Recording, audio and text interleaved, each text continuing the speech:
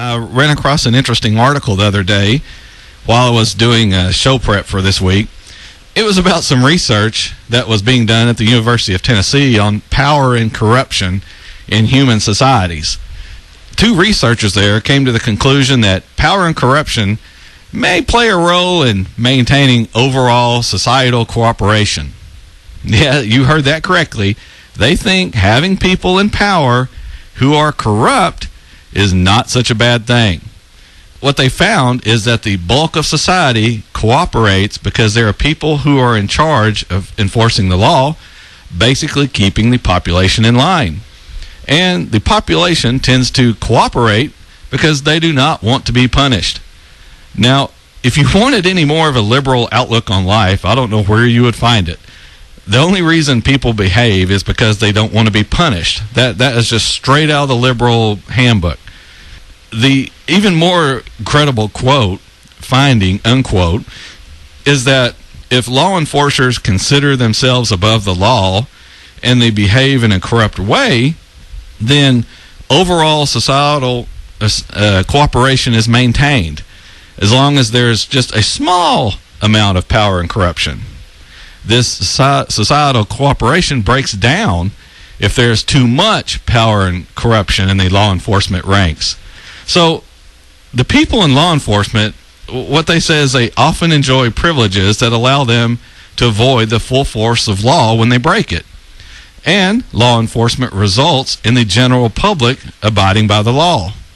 Therefore, people in law enforcement enjoy the benefits of a lawful society and are compensated for their job as law enforcement by being able to dodge the law.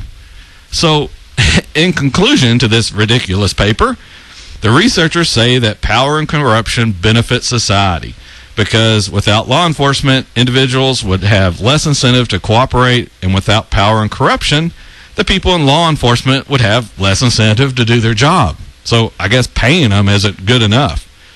Of course, this conclusion is so far removed from reality that I hasten to even talk about it on the show, but I think it demonstrates this warped thinking of the liberal mind, that people, by their very nature, are not trustworthy, neither the people outside law enforcement nor even the people in it, and that the latter is actually a good thing.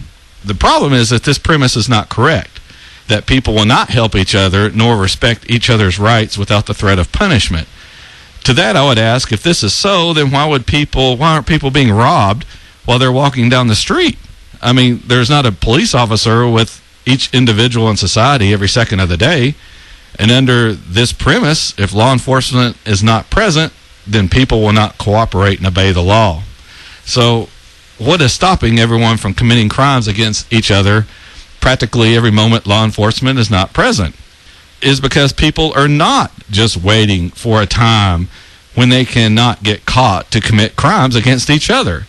If you leave most people alone, they'll leave you alone. As I said before, this is just another example of why we cannot let unelected bureaucrats dictate rules and regulations to the rest of us.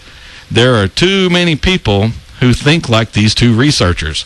They immediately think everyone is naturally going to do something bad and need to be watched every minute of the day.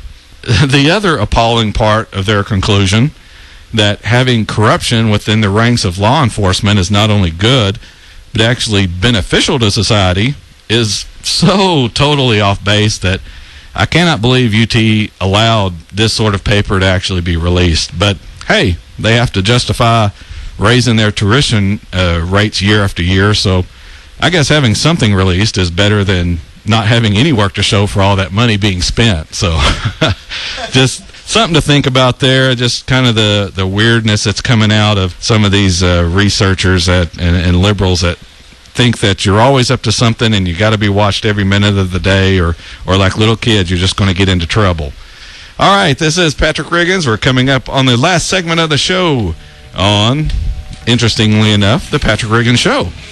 We will be back after these important messages with the last segment. Don't miss it.